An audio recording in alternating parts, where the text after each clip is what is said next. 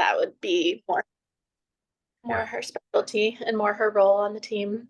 Yeah, I've got a few researchers that are handling the OSIRIS-REx samples to answer questions. So I think it'd be good to have the aspect of just how curation works and what's going on with current samples, like what's going to come up with Mars sample return, things like that.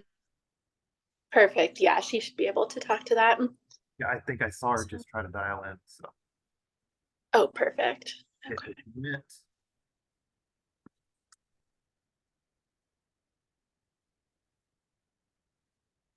Okay, I think that's her. Okay.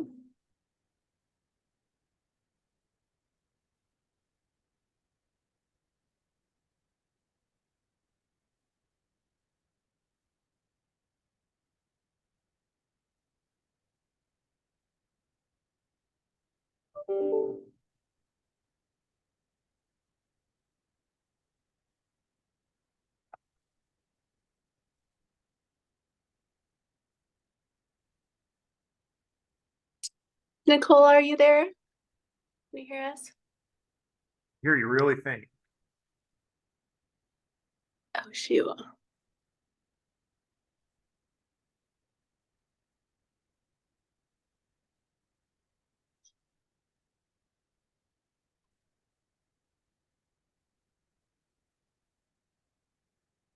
I wonder if there's microphone issues. Oh, there she is.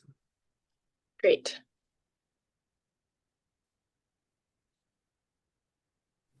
Can you hear me now? Yes, I can.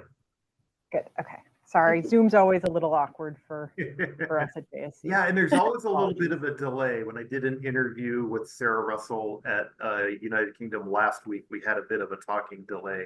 So it's hard to not talk over each other while we're doing this. So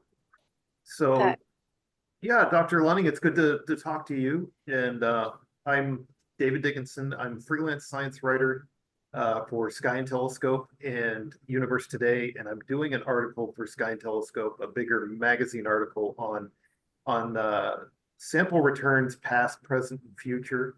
Just everything from the first Apollo and Luna, the Soviet Union sample returns, up through the present, what's going on with OSIRIS-REx and Hayabusa, and the future of what's happening with Artemis and Mars sample return and MMX, which I just heard got delayed, so it's not launching this year, but MMX is another sample return mission that's out there. And I've talked to some researchers and scientists, but I wanted to get the angle. You deal more with curation, and you're at NASA ARES, correct? Yes. Okay. Yeah, just a little bit about what you're doing there and what your role is as far as with OSIRIS-REx and other samples. So our role here is really to take care of the samples, and for the last couple of years, a lot of that has been preparation for the samples until they came in September, as well as how we access the samples. That we have the TAGSAM, had the touch and go sample return acquisition mechanism that did a great job of collecting samples, but then when it gets back to Earth, to keep the asteroid sample as what we call pristine, as most as possible like it is in the asteroid. We really don't want it to come in contact with any of Earth's atmosphere, and particularly oxygen and humidity are things that we really worry about changing the sample. This is a sample that's been in the vacuum of space for billions of years. So those compounds can be very reactive for something that hasn't been in an oxygen environment. So even though those are obviously, oxygen in particular is very good for human beings and life on Earth, it can be potentially very rapidly degrade samples like the one we brought back from Bennu. So that also involved making sure that we could take apart the TAGSAM head, which we did have some challenges with, in glove boxes, which have a pure nitrogen atmosphere in them, that we have a nitrogen gas flow, excluding oxygen, excluding humidity. It's a dry nitrogen. That also is analyzed on a regular basis. So we have very good controls on the chemical composition of that nitrogen gas flow. And then we will do all of our processing of the sample in those glove boxes, separating pieces and subparts out so that we can allocate them to scientists to work on, which most scientists will have to take it out of a nitrogen environment to actually analyze it. But we are focused on making sure that we prevent all the contamination that we possibly can before it gets to them. I'm to understand you had to manufacture a specific tool in order to open the container for the problem they had recently. How does that differ from just a standard screwdriver you would get at the store or something like that? So one of the ways we prevent contamination, and this is really important for loosening those stubborn fasteners that didn't want to be loosened, Yes. was that we only allow certain materials to come in contact with the sample, and that includes everything that goes into a glove box.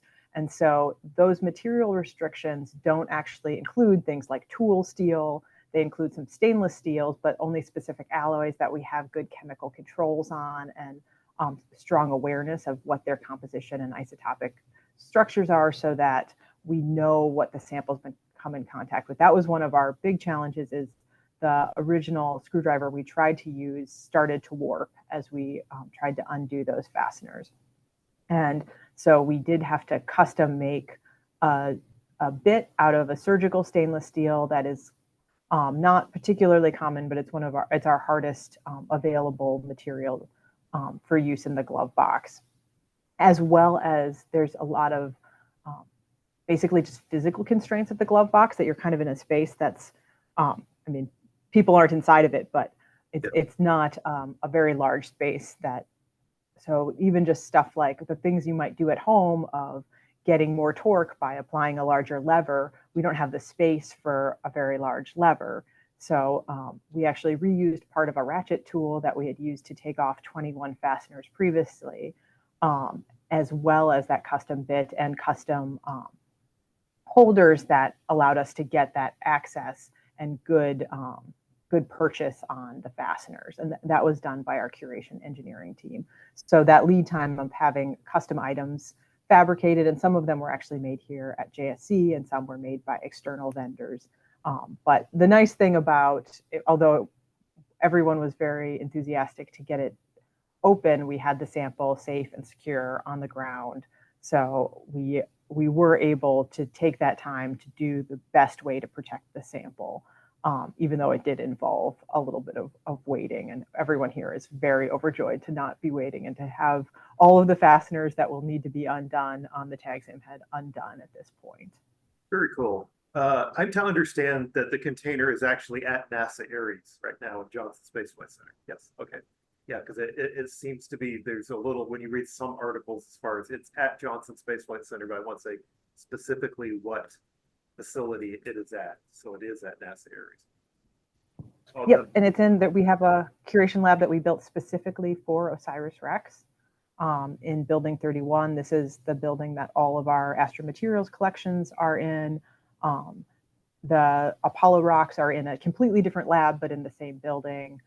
And we use then a lot of the same supporting infrastructure, but things have to be changed. There isn't any like contact between different collections of NASA's Astromaterials, but it does help to be able to go talk to the lunar curator when I have a question about something they've done or things like that, as well as one of the things we also do is we precision clean everything that goes into the glove boxes. And so we do have precision cleaning labs that they switch off between which collections they're working on, because we have a little bit different protocols for our different contamination, but that also all happens in our building.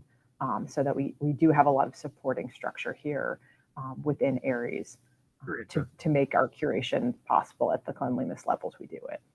Now you were mentioning the lunar samples, and I wanted to touch on briefly how the Apollo samples were handled versus how we're handling samples now, and say anything coming up with Artemis. And I know Artemis got bumped back, but eventually there will be Artemis lunar samples coming in.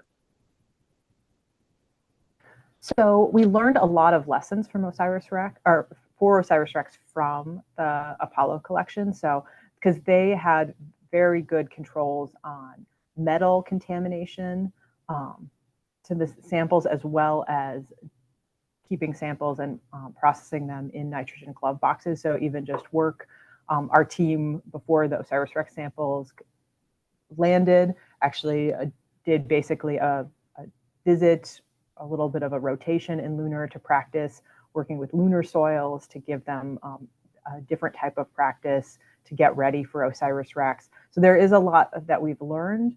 The thing that OSIRIS-REx has had a different focus on is because organics are such an important part of the scientific return for OSIRIS-REx, that we added the additional constraints for this mission about really doing a lot to protect the lab and then the sample through protecting the lab and the glove boxes from organic contamination, as well as the spacecraft. From assembly of the spacecraft, there was careful contamination control throughout its assembly and testing so that the spacecraft wasn't exposed to unknown organics as well. So that to prevent it from getting into the sample when it came back. And really that is our big challenge that makes us different than lunar, is there's a lot of organics, which it means we have almost no plastics in our lab. We currently use Teflon as one of our only thermoplastics that is allowed to come in contact with a sample and in the lab. So we do have a lab that is mostly stainless steel, aluminum, certain types of glass, and Teflon for when we do need certain things. So that is really the thing that we've had to be much stricter about, particularly stuff that doesn't go into the glove box, but would come into the lab, which it's a more tortuous path to get to the sample, but you kind of have these, like in a clean room, you want whatever you're protecting to be in the cleanest space possible, but the outer spaces also need to be clean. You kind of have this cascade of getting increasingly clean as you get closer to the sample. And for us, that has been really making sure that we're keeping anything that could be organic contamination out of our samples and out of anywhere within even a tortuous path of striking distance of them. Interesting. You have some other samples too that are lesser known, I believe. Do you have some of the Soviet lunar or the China samples as well? Have they shared that with NASA? The lunar collection here does have some of the Luna samples, the Soviet samples. I do not think we officially have any of the Chang'e samples, because the Luna samples in Apollo, there was like an official exchange between nations. The Chang'e samples, scientists in the US can work on them. And even it was just, I think, announced that NASA scientists will be allowed to work on them, but they're in the role of being investigators requesting from the collection rather than being curated by NASA. We don't have any lunar samples from China that we're curating at this time.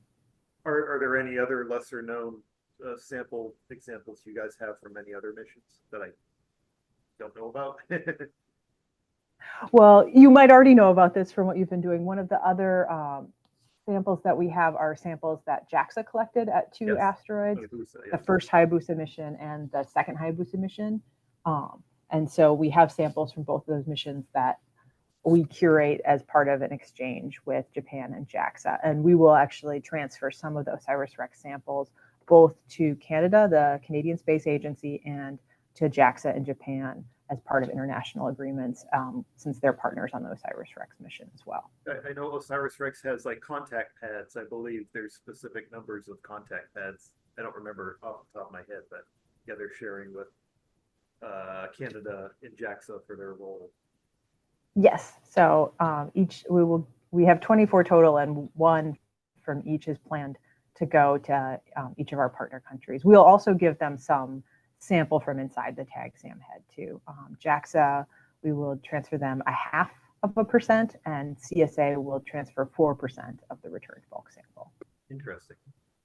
Yeah, because when I talked to Sarah Russell at the Museum of Natural Sciences in the UK last week, they've already got some of the initial the samples they cleaned from the top of the head there, that they've actually got a little bit there. They're examining some really interesting science coming out of these that they're seeing.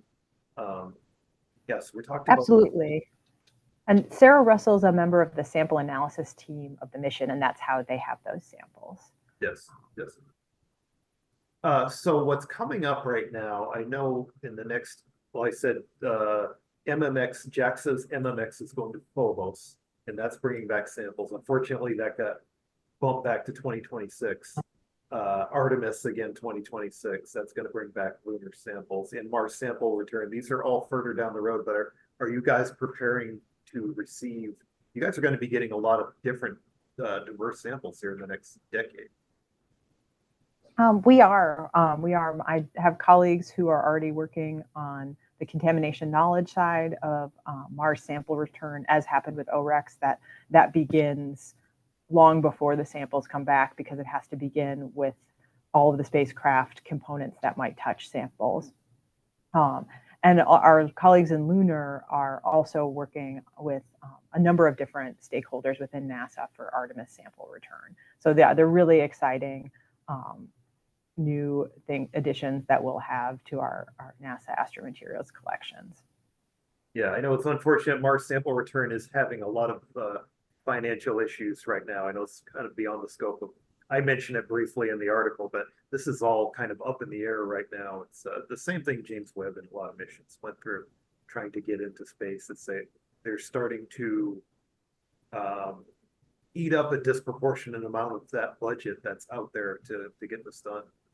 I will say, I think it's going to be cool to see a Mars sample return, and I don't think people realize Perseverance is probably still going to be operating when it lands. It's going to have to land within a kilometer or so to go get the samples. And what we're going to see for the very first time, maybe there's nothing scientific to this, but I just think it's neat, is we're going to see a rover on the ground watch as Mars sample returns land next. It's not going to be an animation or an artist rendition or anything. We're going to see it in real time. So that's going to be just kind of a nifty little thing somewhere in the next decade, hopefully, that we see.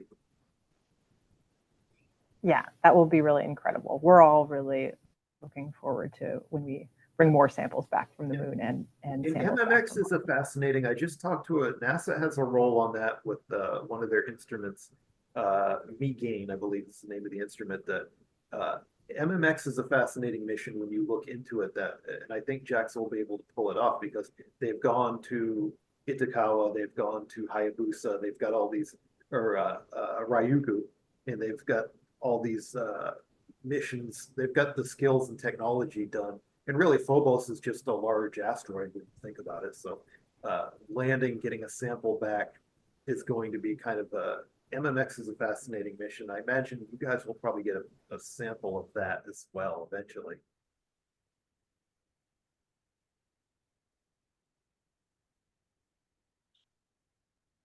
Oh, I had one more question as far as the do we have a firm estimate how much mass as far as Bennu that we returned in total? Oh, I think you're locked up. It looks like she may be frozen. Yeah, that's okay. We'll give her a moment. Yeah. I made sure I had everything else here on this. We have a pretty good Wi-Fi signal where we're in this apartment, but I made sure all the other devices were taken offline. Yeah, that's smart. Been having For issues. a few minutes, if she doesn't come back, I think we got over about 90%, 95% of Oh, really? Okay, great. of what we talked about. Yeah, maybe. This is more of a magazine article for SkyTel, so it's due March 6th. I'll probably get the first draft of it. She's the last interview that I wanted to do, actually, is Nicole. So Oh, I can get the draft to the editor, then we can start the endless rounds of re-editing to get it out. So yeah. Do you have an estimated date for the story? Would it be mid-March or? it's due in March, but they have a pretty long tail for a magazine, about 6 months. Probably, I was told November. This will probably come out. November. Okay, that's good to year. So yeah, because some of the things that we're talking about that are future, luckily MMX got bumped back. So I had started writing it as if, and even things like Artemis 2 with the lunar flyby, everything is getting, as always happens in spaceflight, everything is sliding back in the calendar. So at least the only sample return that's going to probably happen between me turning in the article to the editor and forgetting about it and it gets published is China is doing Chang'e 6. They're doing their lunar far side, the first lunar far side sample return in May. And it's really intriguing what China's doing, as far as they're proving they've landed on Mars. They've done the all-in-one rover lander. I kind of wonder if China might actually, and this is just me as a space pundit talking, but might actually beat us to Mars sample return, because they've shown they can land, they can bring samples back from the moon. Mars is just a bigger version of the moon when you think about it. So they may be able to pull all this off. But okay, Dr. Lunning, I see we have you back, which is good. Yeah, sorry. I don't know what happened, but That's fine. That's fine. I said, I think we got through about 95% of what I wanted to talk about with NASA ARES.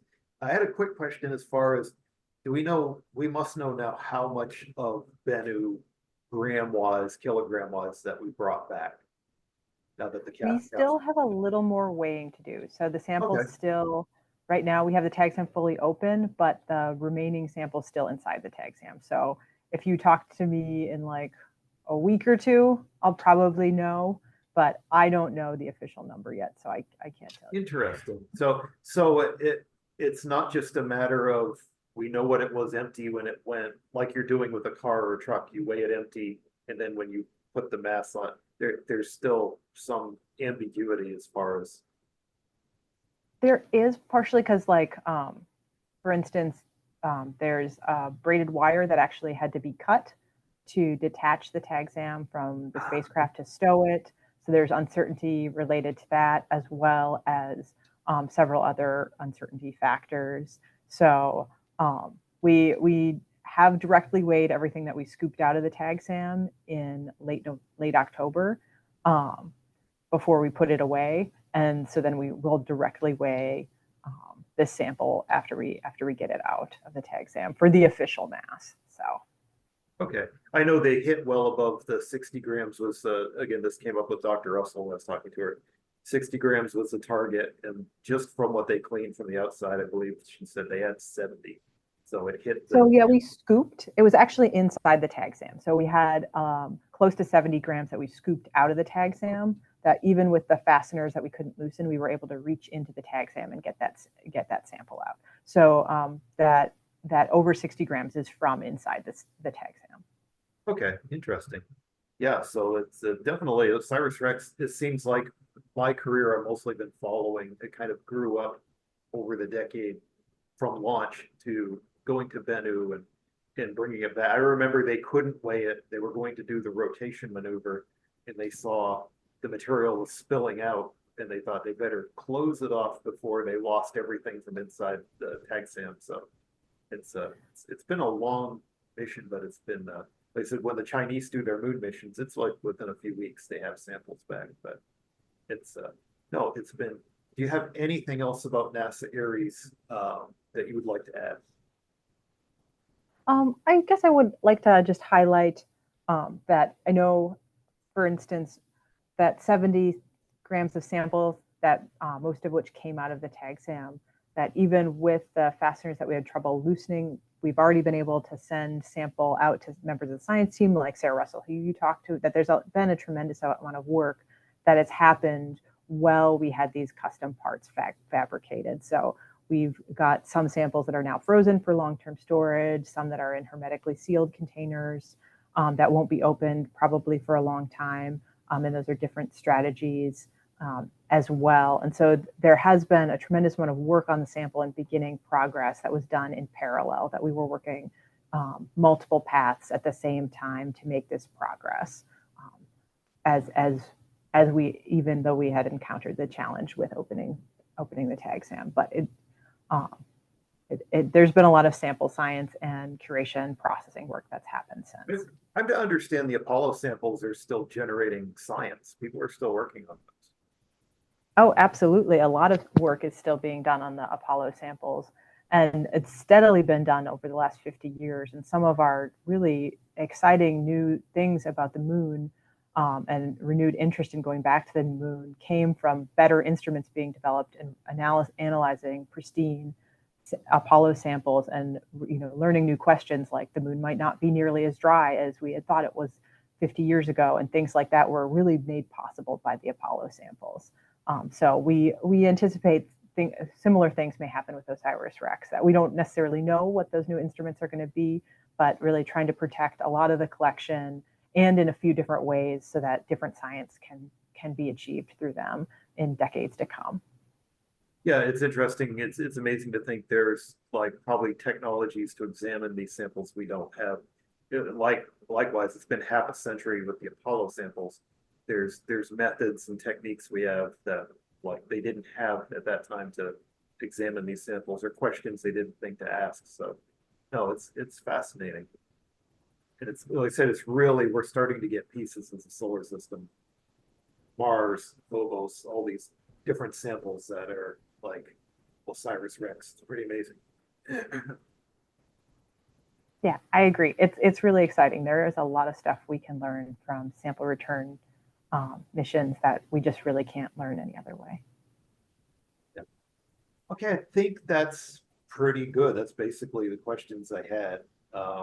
And like I said, the article probably won't come out till November. I'll have it first round of edits going in this weekend. You were really one of the last researchers I had to try to get a hold of. It was good to have a perspective. I've got a lot of the Sky and Telescope always wants the science and what's going on with the research, but I think the perspective of what's going on just for curation. Oh, here's an interesting thing that came up. I could not find. Do you know where Canada is curating their samples exactly? I know there's a different site because they're getting parts of OSIRIS-REx as well. And I could find where, I know where the samples are in Russia, in Japan, and where all these, I don't know, I could not find anywhere in research where Canada is. I believe they're building a special curation lab to receive it, and I believe it's at CSA in Quebec. Okay. I can put you in touch with their lead curator if you would like to. Yeah, sure. Yeah, just to know, I was thinking it might be good for the magazine to have a graphic where are all these curation sites worldwide, like, and that's something research wise I could find. I know ESA is doing one called ESA Cares. I found that they're currently building a curation facility. But I was like, well, if Canada is getting OSIRIS-REx samples, they got to be curating them somewhere. But that I could not find anywhere on the internet digging around. But yeah, contact would be great. Oh yeah, happy to put you in touch with Caroline Emanuel, who is their lead curator. Okay. She's great. Well, I think this I won't keep you too long. I know you're busy, and I'll probably put this up on YouTube just for a something neat for space fans to kind of watch through. And I try to do different interviews every month for different things. So cool. all Great. right. And just to jump in, any other follow-up questions you may have while you're writing, Dave, definitely let me know. And then Okay. otherwise, watch out for your story coming later this year. Okay. Yeah, the editor may come back. Usually they pick it apart pretty thoroughly. So if they have any questions that I can't find or answer, I'll ask you. Sounds good. Great. Thanks. Take it easy. Thanks. All right. Bye. Bye.